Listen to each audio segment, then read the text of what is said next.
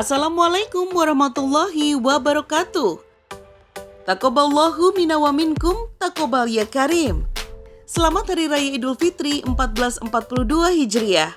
Mudah-mudahan Allah menerima amal ibadah kita selama bulan Ramadan dan kita menjadi orang yang menang di hari raya ini.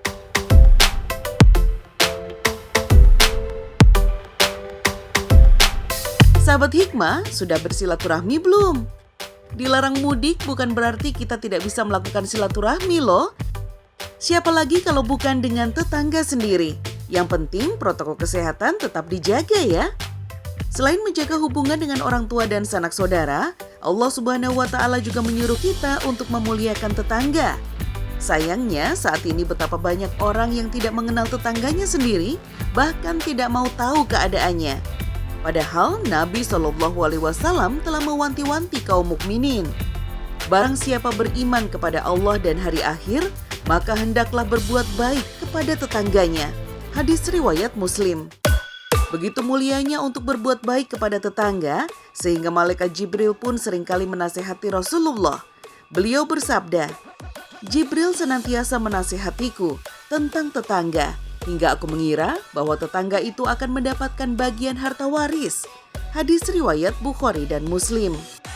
Dan dalam hadis lainnya, Nabi SAW mengatakan hubungan seseorang dengan tetangga adalah ciri tibanya akhir zaman. Dari Abdullah bin Amr radhiyallahu anhuma, bahwasanya Rasulullah SAW bersabda, "Tidak akan tiba hari kiamat hingga banyak perbuatan dan perkataan keji, pemutusan silaturahmi, dan jeleknya hubungan bertetangga." Hadis riwayat Ahmad. Hadis ini tentu membuat kita lebih waspada mengingat akhir zaman. Bagaimana tidak? Silih berganti kita dengar kabar berita tentang rusaknya hubungan silaturahmi antara teman, rekan kerja, tetangga, sanak saudara, bahkan saudara kandung sendiri. Ada anak yang tega melaporkan sang ibu yang telah renta karena ibunya menjual tanah warisan demi hidupnya sehari-hari. Ada juga anak yang tega menuntut sang ayah miliaran rupiah karena lahan usahanya di tanah sang ayah tergusur. Tidak jarang pula keributan antar tetangga terjadi hingga muncul permusuhan, bahkan penganiayaan. Masya Allah. Semua ini memicu putusnya persahabatan dan kekerabatan, dan tidak jarang pula mewarisi dendam yang mengakar hingga ke anak keturunan. Dari Abu Hurairah berkata, Rasulullah SAW bersabda, "Barang siapa yang beriman kepada Allah dan hari akhir, maka janganlah menyakiti tetangganya, baik dengan kata-kata maupun perbuatan. Dan barang siapa yang beriman kepada Allah dan hari akhir, maka hendaklah memuliakan tetangganya. Dan barang siapa yang beriman kepada Allah dan hari akhir, maka hendaklah berkata yang baik. Atau kalau tidak dapat berkata baik, maka hendaklah berdiam saja. Atau jangan berkata yang tidak baik." Muttafaq alaih. Hadis itu menjelaskan jika kita tidak dapat berbuat baik kepada tetangga, maka janganlah kita menyakitinya. Kalau kita tidak bisa memuliakan tetangga, maka jangan mengganggunya. Bahkan Rasulullah SAW pernah bersabda, "Seorang yang beriman tidak akan kekenyangan, sedangkan tetangganya dalam keadaan lapar." Hadis riwayat Muslim. Dari hadis tadi secara tidak langsung Nabi meminta umat mukminin untuk selalu menjaga silaturahmi dengan tetangga.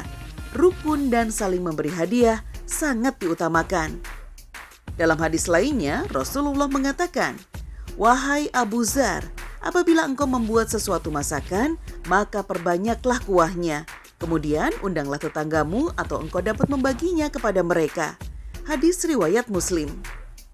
Ya, saling memberikan hadiah dan menjamu makanan kepada tetangga menjadi salah satu sunnah dalam ajaran Islam agar tumbuh rasa saling menyayangi dan eratnya tali silaturahmi. Assalamualaikum warahmatullahi wabarakatuh. Sahabat hikmah yang dirahmati oleh Allah Subhanahu wa Ta'ala, silaturahim adalah amalan yang luar biasa di sisi Allah Subhanahu wa Ta'ala. Dalam sebuah hadis disebutkan seolah-olah silaturahim itu adalah satu makhluk yang konkret dan menempel di arasy atau singgasana Allah Subhanahu wa Ta'ala. Taqul, dia berkata, "Man wasalani wasalahullah, wa man qata'ani qata'ahullah." Siapa yang menyambungku, maka dia disambung oleh Allah Subhanahu wa Ta'ala. Siapa yang memutuskanku, maka Allah memutuskan dirinya.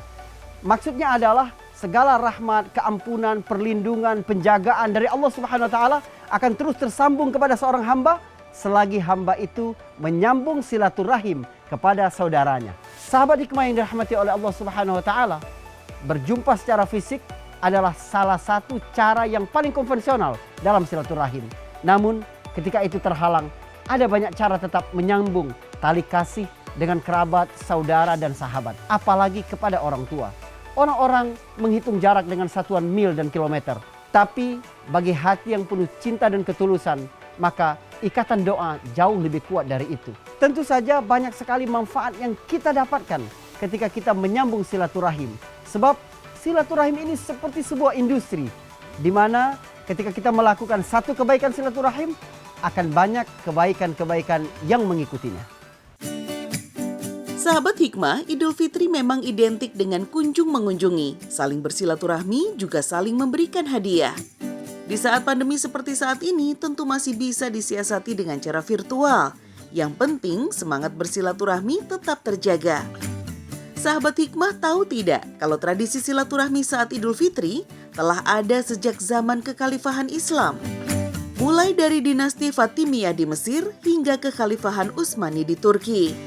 Sang khalifah, gubernur, atau apapun jabatan pemimpin lainnya memberikan berbagai macam hadiah untuk masyarakat, baik pakaian maupun uang. Bahkan Sultan melakukan jamuan rakyat miskin di kediamannya untuk makan bersama. Dan kemudian di masa dinasti Utsmani, hadiah-hadiah lebih banyak diberikan kepada anak-anak. Kebiasaan ini juga berkembang di tanah air, di mana anak-anak saat hari raya mendapatkan uang, kue, ataupun hadiah lainnya. Iya, hari raya memang istimewa. Para sahabat di masa Rasulullah sendiri ada yang memanfaatkan hari raya sebagai saat tepat untuk bersilaturahmi, mengunjungi kerabat, serta saling menjamu tetangga.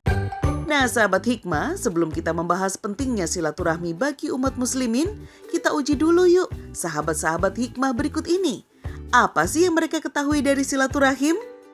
Kalau menurut saya sama aja. Sama bersilaturahmi, ketemu keluarga. keluarga. Beda ininya ya, pelafasan ininya ngomongnya Sebutannya gitu. Silaturahmi secara general kali ya ke semua orang, tapi kalau silaturahim itu kita ke orang yang lebih tua. Kalau silaturahmi menurut aku itu hubungan untuk menjalin persaudaraan antar manusia, tapi kalau untuk rahim itu lebih ke persaudaraan antar keluarga kali ya. Sahabat hikmah, silaturahim adalah kata dalam bahasa Arab yang terdiri dari kata silah, yang berarti mengumpulkan atau menyambung. Dan kata ar-rahim, yang berarti rahim atau kandungan wanita. Rahim digunakan sebagai konotasi untuk menyebut karib kerabat karena berasal dari satu rahim. Imam An-Nawawi rahimullah dalam Syarh Sahih Muslim menjelaskan, adapun silaturahmi ia adalah berbuat baik kepada karib kerabat sesuai dengan keadaan orang yang hendak menghubungkan dan keadaan orang yang hendak dihubungkan. Terkadang berupa kebaikan dalam hal harta, terkadang dengan memberikan bantuan tenaga, terkadang dengan mengunjunginya dengan memberikan salam dan cara-cara lainnya. Senada dengan An-Nawawi, Al-Habis Ibnu Hajar Al-Asqalani mengatakan, ar-rahim dimaksudkan untuk para kerabat dekat. Antar mereka terdapat garis nasab atau keturunan, baik berhak mewarisi atau tidak, dan sebagai mahram atau tidak. Dengan demikian, perbuatan baik dan menyambung hubungkan terhadap orang yang tidak memiliki hubungan kekerabatan dan nasab tidaklah termasuk silaturahim. Sedangkan silaturahmi adalah bahasa Indonesia yang berarti tali persahabatan atau persaudaraan, yang bermakna menyambung persaudaraan yang lebih luas kepada semua orang dan tidak hanya kepada orang yang memiliki hubungan kekerabatan saja. Apa saja kebaikan-kebaikan yang dibawa oleh silaturahim? Yang pertama adalah berwajah manis ketika berjumpa dengan saudara kita. Rasulullah SAW bersabda, "La tahqiranna minal ma'rufi syai'a walau an talqa akhaka biwajhin taliqin." Hadis riwayat Muslim. Jangan meremehkan dari kebaikan sedikit pun, walaupun kamu berjumpa saudaramu dalam keadaan berwajah manis. Sebenarnya, emosi positif yang dipancarkan oleh seseorang akan menularkan kepada yang lain. Maka Rasulullah SAW membuat tuntunan bagaimana kita selalu berwajah manis, menyebarkan gelombang-gelombang positif dalam kehidupan kita. Dan itu adalah amalan yang besar, bermanfaat untuk kehidupan sosial. Kebaikan yang kedua adalah tersenyum kepada saudara kita. Tabassumuka fi wajhi akhika laka sadaqah. Engkau tersenyum di depan wajah saudaramu adalah sedekah bagimu.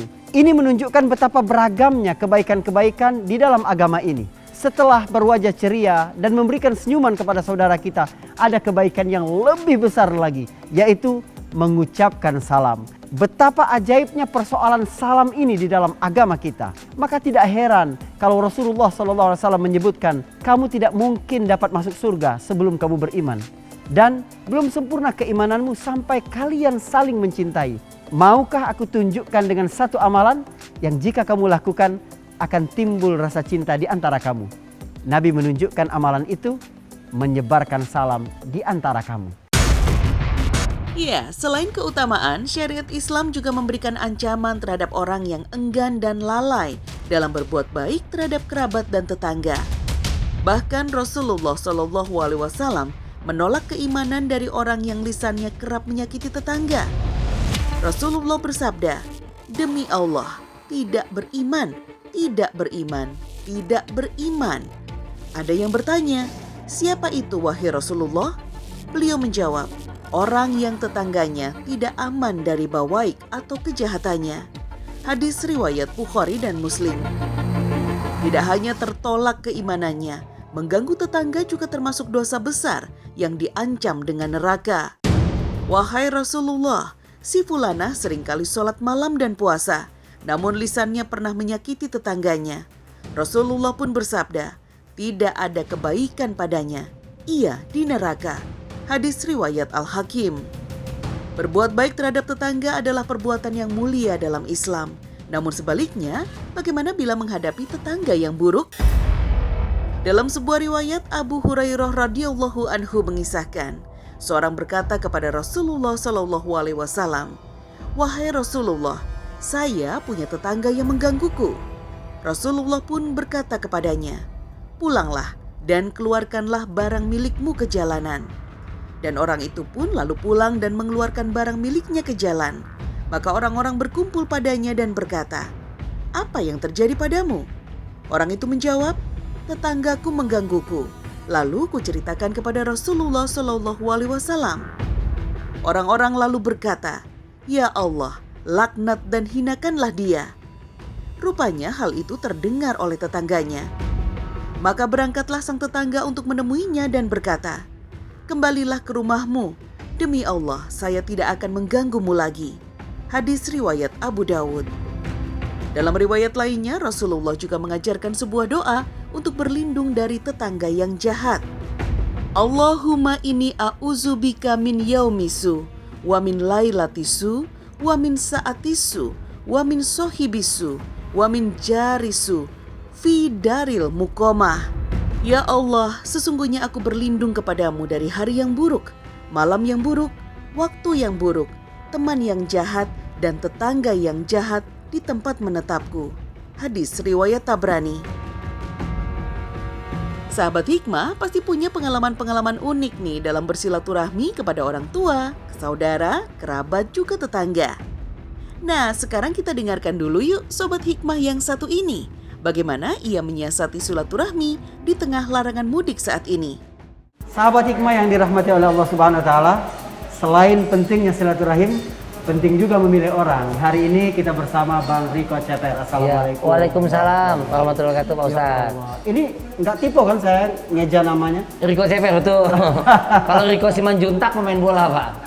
Beda. Di masa pandemi ini masih moving kemana-mana ya? Alhamdulillah kan kegiatan juga tetap, tapi dengan penyesuaian-penyesuaian. Oh, oke. Pastinya kan ngikutin instruksi dari pemerintah, karena ya seluruh dunia kan lagi pandemi COVID-19 ini pasti ada penyesuaian-penyesuaian dan lain sebagainya. Berarti Lebaran nggak mudik? Kemungkinan besar juga iya. Kalau Lebaran pun nggak ada pandemi juga nggak mudik juga, karena keluarga besar banyak di sini. Oh, sudah di Jakarta. Iya, alhamdulillah. Hanya yang mungkin om tante yang agak jauh masih ada beberapa. Biasanya kalau nggak pandemi gitu, ke rumah siapa aja yang wajib? biasanya layaknya orang ketimuran yang dituakan. Nah kebetulan kakek nenek dari kedua belah pihak kita sudah habis, akhirnya ke rumah saya. Papa anak nomor 1 dari 9 bersaudara. Papa, tapi sudah almarhum sekarang. Jadi orang dong yang datang ya? Iya, ke rumah kita jadinya, adik-adiknya papa saya, om, tante. Atau mama anak nomor 2 dari 11 bersaudara. 9 sama 11, bayangin tuh. Jadi kalau itu udah kalau ngumpul, pilkada udah langsung menang. wah, jangan pilkada, pilkab juga lancar. Kami kalau ketemu dari keluarga papa mama itu berdua tuh sudah hampir 150-an orang. Masya Karena ada berarti sepupu tuh banyak banget. besan, sepupu, Itu gimana ponakan. jaga silaturahimnya ya? Orang saya juga lupa kadang-kadang, ini nenek siapa nih? Nenek saya, cucu paling gede. Ini kakek siapa? Kakek lu, gitu. Saking karena banyak banget, jadi ya jaga silaturahmi dengan kumpul, menyambangi yang tua, biasa gitu ya. Atau ya ada yang sakit apa gimana, kita yang mendatangi mereka yang sakit. Jadi itu kan bagian dari silaturahmi. Ya ampun, akur terus insya Allah itu. Insya Allah, ya. iya. Tapi ada nggak sih bang pengalaman diputusin silaturahim atau kita nyambungin silaturahim yang udah lama banget terputus, mungkin gitu, apa ke teman atau ke keluarga gitu? Keluarga sih aman ya. Iya. Kalau ke teman kadang ada aja. Terus keluarga pun bukan berarti tanpa tidak ada, gesekan ada. Pasti. Terutama kalau kita mau flashback sedikit, nah ini buat PR. Dampak pengaruh pilkada kemarin. Oke. 0102 sebelumnya Pilpres. Pasti betul. Itu efeknya sampai sekarang tuh kadang-kadang masih membekas. Kalau kita mah slow-slow aja gitu. Kita Iya, bukan iya, orang politis iya, ya. iya. Bukan orang politisi gitu. Tapi efek daripada itu ada yang gesekan, memutus silaturahmi, nge-remove atau nge-delete di grup WhatsApp keluarga, atau yang keluar live group, atau di pertemanan di kantor, ada nggak? Banyak Pak Ustaz. Jadi sebenarnya Bang Riko, Yes. segala perbedaan-perbedaan dalam urusan dunia itu Iya. ternyata mendewasakan kita secara beragama. Saya setuju sekali. Samping menjaga hubungan dengan Allah, vertikal, Iya. kita juga harus horizontal. Setuju banget. Masya Cakep Pak Ustaz. Ngomong-ngomong begadang kan nih ngotak-ngotakin. Enggak, ini enggak dikotak-kotakin. Selamat hikmah yang dirahmati Allah Subhanahu wa taala. Seru ya bersama Bang Riko Ceper pada hari ini. Ya, jaga terus silaturahim karena inilah harta yang sesungguhnya yang kita miliki, membawa keberkahan dan kebaikan-kebaikan dari Allah Subhanahu wa taala. Assalamualaikum warahmatullahi wabarakatuh. Waalaikumsalam warahmatullahi wabarakatuh. Sahabat Hikmah, meskipun saling mengunjungi antara tetangga dan sahabat dekat bisa menjadi pengobat silaturahim di hari raya ini, namun hubungan kekerabatan pada orang tua dan sanak keluarga tetaplah yang utama. Sebagaimana yang dicontohkan sahabat Abu Bakar As-Siddiq radhiyallahu anhu. Silaturahim yang paling utama adalah mengunjungi keluarga kita terlebih dahulu, lalu kepada kerabat, guru-guru, dan tetangga. Sebagaimana tertera di dalam hadis Bukhari dan Muslim. Tidak sempurna iman seseorang hingga ia mencintai saudaranya sendiri sebagaimana ia mencintai dirinya sendiri. Tidak hanya itu, silaturahim pada orang tua, saudara, dan kerabat juga bisa menjadi cara untuk memperluas rezeki dan umur yang panjang. Rasulullah Shallallahu Alaihi Wasallam sendiri menjaminnya dalam sebuah hadis muttafaq alaih. Dari Anas radhiyallahu anhu, Rasulullah bersabda, siapa saja yang menyukai untuk mendapatkan kelapangan rizki dan panjang umurnya, hendaklah ia menyambung hubungan dengan kerabatnya. Dalam hadis lainnya, Nabi Shallallahu Alaihi Wasallam menjelaskan, menyambung hubungan kekeluargaan bukan sekedar mengimbangi kebajikan sanak keluarga. Penyambung hubungan kekeluargaan adalah orang yang ketika ada sanak keluarga yang memutuskan hubungan dengannya, maka ia mau menyambungnya. Hadis riwayat Bukhari. Ada kemuliaan lain dari mengutamakan sanak keluarga yang masih dalam hubungan kekerabatan dibanding orang lain. Dari Salman bin Amr radhiyallahu anhuma, Rasulullah Shallallahu Alaihi Wasallam bersabda, sedekah kepada orang miskin hanya mendapatkan pahala sedekah saja, sedangkan sedekah kepada sanak kerabat mengandung 2 macam keutamaan, yaitu sedekah dan menghubungkan tali kekerabatan. Hadis riwayat Tirmizi. Dari Abu Bakrah radhiyallahu anhu, dari Nabi Shallallahu Alaihi Wasallam bahwasanya beliau bersabda, sesungguhnya ketaatan yang paling disegerakan pahalanya adalah silaturahim. Bahkan hingga suatu keluarga yang ahli maksiat sekalipun, harta mereka bisa berkembang dan jumlah mereka bertambah banyak jika mereka saling bersilaturahim. Dan tidaklah ada suatu keluarga yang saling bersilaturahim kemudian mereka membutuhkan kekurangan. Hadis riwayat Ibnu Hibban. Ada fenomena yang menyedihkan dalam silaturahim, kita lupa bersilaturahim kepada kedua orang tua kita. Padahal sebenarnya mereka lah yang paling berhak untuk selalu disambung silaturahim. Terkadang pernikahan membuat orang menjadi lebih jauh dengan kedua orang tuanya. Padahal bagi seorang pria secara khusus, ketika dia menikah, hak-hak kedua orang tuanya tetap yang pertama dibanding dengan apapun. Ada hadis dari Nabi SAW yang menceritakan tentang seorang yang berkata kepada Nabi, "Ya Rasulullah, engkau tahu tidak, aku sudah memerdekakan seorang hamba." Rasulullah SAW menjawab, "Kalau sekiranya engkau berikan hamba saya itu kepada paman-pamanmu, maka itu jauh lebih utama." Jadi, menyambung silaturahim kepada kerabat-kerabat saja, pahalanya jauh lebih besar dari memerdekakan seorang hamba, apalagi kalau kita melakukan kebaikan-kebaikan kepada kedua orang tua. Miris sekali pada hari ini, banyak fenomena yang kita dapatkan ketika kedua orang tua semakin rentah dan lemah, orang-orang mulai tidak betah berada di dekatnya. Baru beberapa menit saja bersama kedua orang tuanya, rasanya sudah berhari-hari dan ingin segera pergi dari kedua orang tuanya. Sahabat hikmah, peluang paling besar menjadi kunci kita masuk surga adalah kedua orang tua kita. Percuma kita melakukan seluruh kebaikan kepada orang lain, tapi kita tidak berbakti kepada kedua orang tua kita, maka pintu surga akan tertutup untuk kita. Seorang mukmin yang baik akan menjaga silaturahim tetap terjalin dengan kedua orang tuanya, begitu juga dengan kerabat besarnya. Ada seorang sahabat yang curhat kepada Rasulullah SAW, "Ya Rasulullah, aku telah menyambung silaturahim kepada keluargaku, tapi mereka memutuskannya. Aku telah berbuat baik kepada mereka, tapi mereka berbuat buruk kepadaku. Aku telah berlemah lembut, tapi mereka berbuat kasar kepadaku."